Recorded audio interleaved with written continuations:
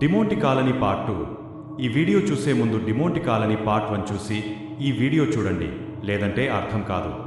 ముగ్గురు స్నేహితులు haunted place వెళ్లి వీడియో తీసి యూట్యూబ్లో అప్లోడ్ చేద్దామని డిమోంటి కాలనీ వెళ్తారు. అక్కడికి వెళ్లి ఇరుకుంటారు. వాళ్ళు బయటపడ్డారా లేదా అన్నదే ఈ వీడియో. ప్రతాప్ అక్కడి నుండి తప్పించుకొని ఆ ఇంటి బయటకు వస్తాడు. అక్కడ వారి కారు కనిపించదు. కొంతసేపటికి అక్కడికి ఒక కారు రావటం గమనిస్తాడు. ఆ కారు సేమ్ వాళ్ళు ఆగిన ప్రదేశంలోనే ఆగుతుంది. అందులో నుండి ముగ్గురు వ్యక్తులు దిగుతారు. వారు చూడటానికి అచ్చం వారిలాగే ఉన్నారు. వారి దగ్గరికి ప్రతాప్ వెళ్ళటానికి ప్రయత్నిస్తాడు. కానీ ఎంత నడిచినా అక్కడే ఉంటాడు. వారి దగ్గరికి వెళ్ళలేకపోతాడు. ప్రతాప్కు అప్పుడు అర్థమవుతుంది, లోపల పడి ఉన్న కెమెరాలు, టార్చ్ లైట్ అన్నీ నావే అని. అనుకుంటాడు.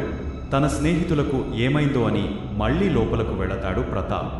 ప్రతాప్ లోపలికి వెళ్ళినాక కోమల్కి ఏమైందో అని చూడటానికి కోమల్ వెళ్ళిన బేస్మెంట్ దగ్గరికి వెళ్తాడు. అక్కడికి వెళ్ళి చూస్తే లోపటికి వెళ్లే దారి కనిపించదు. అక్కడ గోడ అడ్డుగా ఉంది. అలాగే వరుణ్ వెళ్ళిన చోటుకు వెళ్ళి చూస్తే పైకి వెళ్ళటానికి మెట్లు ఉండవు. తన స్నేహితులను ఎలా కనిపెట్టడమని ప్రతాప్ చాలా బాధపడుతూ వాళ్ళని పిలుస్తాడు. అలా కొంత సమయం ఆలోచిస్తాడు. అలా ఆలోచిస్తున్నప్పుడు చుట్టూ చాలా గాలి రావటం మొదలైంది. అలా గాలికి ఒక చెట్టు ఆకు వచ్చి అక్కడ కనిపించకుండా ఉన్న మెట్లపై పడుతుంది. అక్కడ మెట్లు కనిపించవు, కానీ ఆకు మాత్రం అక్కడ ఎలా ఆగింది అని ప్రతాప్ మెట్లు ఉన్న చోటుకి వెళ్తాడు. తన కాలుని నెమ్మదిగా ఒక మెట్టుపై పెడతాడు. అక్కడ మెట్టు ఉన్నట్టు అనిపిస్తుంది, కానీ ప్రతాప్కు ఆ మెట్లు కనిపించడం లేదు. అలా ఒక్కో అడుగు నెమ్మదిగా చూసుకుంటూ వెళతాడు. పైకి చేరుకుని అన్ని రూముల్లో వెతుకుతాడు. ఒక రూమ్కి వెళ్ళి చూస్తే అక్కడ అద్దం పగిలిపోయి ఉంది. అక్కడ రక్తం కూడా పడి ఉంది. అది చూసి ప్రతాప్కి చాలా భయం వేసింది. తన స్నేహితుడికి ఏమైందో అని అలా అన్ని రూములు చూసుకుంటూ వరుణ్ వెళ్ళిన రూముకి ప్రతాప్ వెళతాడు. అక్కడికి వెళ్ళి చూస్తే అక్కడంతా చిందరవందరగా అన్ని పడిపోయి ఉన్నాయి. అక్కడ కిటికీ తెరచి ఉండటం ప్రతాప్ గమనిస్తాడు. అక్కడికి వెళతాడు. ఆ కిటికీలోంచి కిందకు చూస్తే అక్కడ వరుణ్ కింద పడి ఉంటాడు. వరుణ్ చెట్టుపై పడటం వలన ఎక్కువ గాయాలు కాలేదు. ప్రతాప్ వరుణ్ వరుణ్ అని గట్టిగా పిలుస్తాడు. అప్పుడు వరుణ్ కళ్ళు తెరుస్తాడు. ప్రతాప్ వరుణ్ దగ్గరకు వెళ్దామని కిందకు దిగడానికి చూస్తాడు. అక్కడ మెట్లు కనిపించవు కాబట్టి ఆ మెట్లు ఎటువైపు ఉన్నాయో అర్థం కాదు. తన దగ్గర ఉన్న టార్చ్ లైట్ ఒకవైపు విసిరేస్తాడు. ఆ లైట్ కింద పడిపోతుంది. అయితే అక్కడ మెట్లు లేవు అని ఇంకో వైపు వెళ్తాడు. నెమ్మదిగా దిగుతాడు. దిగిన వెంటనే ప్రతాప్ బయటకు వెళ్ళి వరుణ్ దగ్గరకు వెళ్ళటానికి పరిగెత్తుకుంటూ బయటకు వెళ్తాడు. ఆ ఇంటి చుట్టూ తిరిగి వరుణ్ పడిపోయిన చోటుకి వచ్చి చూస్తాడు. అక్కడ వరుణ్ కనిపించడు.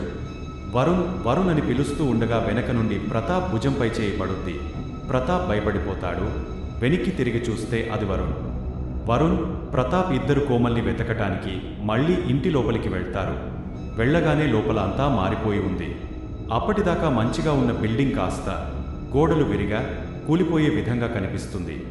త్వరగా కోమల్ని వెతికి ఇక్కడి నుండి వెళ్ళిపోదామని అనుకుంటారు. కోమల్ వెళ్ళిన బేస్మెంట్ దగ్గరకు వెళ్తారు.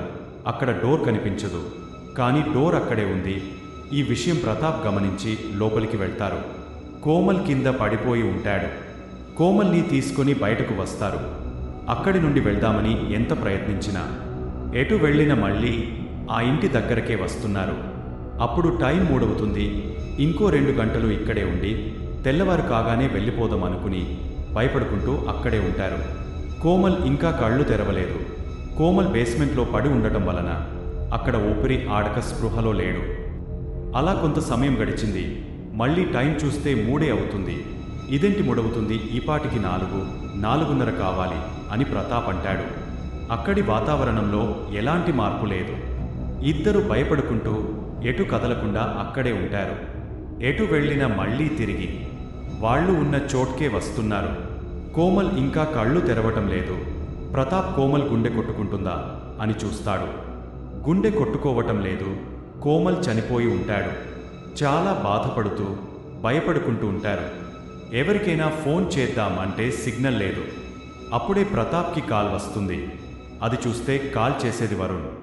వరుణ్ ఇక్కడే ఉన్నాడు కదా అని వెనక్కి చూస్తే అక్కడ వరుణ్, కోమల్ ఇద్దరు ఉండరు.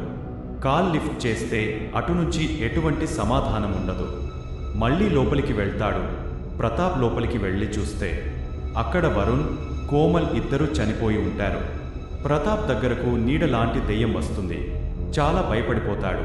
అప్పుడు ఇల్లంతా ప్రతాప్ చుట్టూ చాలా వేగంగా తిరుగుతుంది. ప్రతాప్ అక్కడే పడిపోతాడు. కొంతసేపటికి కళ్ళు తెరుస్తాడు. కళ్ళు తెరచి చూస్తే ప్రతాప్ వాళ్ళ ఇంట్లోనే ఉంటాడు. ఇది ఏ రోజు అని చూస్తే అది ఆదివారం. వాళ్ళు డిమాంటి కాలనీకి వెళ్ళవలసిన రోజు. వరుణ్ కాల్ చేస్తాడు. ఈ రోజు నైట్ మనం డిమాంటి కాలనీకి వెళ్దాం, నీ కార్ తీసుకుని మా ఇంటికి రా అని వరుణ్ అంటాడు. ప్రతాప్ అప్పుడే లేచి కారు తీసుకుని వరుణ్, కోమల్ దగ్గరికి వెళ్తాడు. అక్కడ జరిగింది మొత్తం వాళ్లకు చెబుతాడు. కానీ వాళ్ళు నమ్మరు. ప్రతాప్ ఒంటిపై గాయాలు ఉంటాయి, అవి చూపిస్తాడు. వారిపై కూడా కొంత గాయాలు ఉంటాయి. అప్పుడు వాళ్ళు నమ్మి అక్కడికి వెళ్లకుండా ఆగిపోతారు. ఇది ప్రతాప్ ఎప్పటికీ మరచిపోలేడు.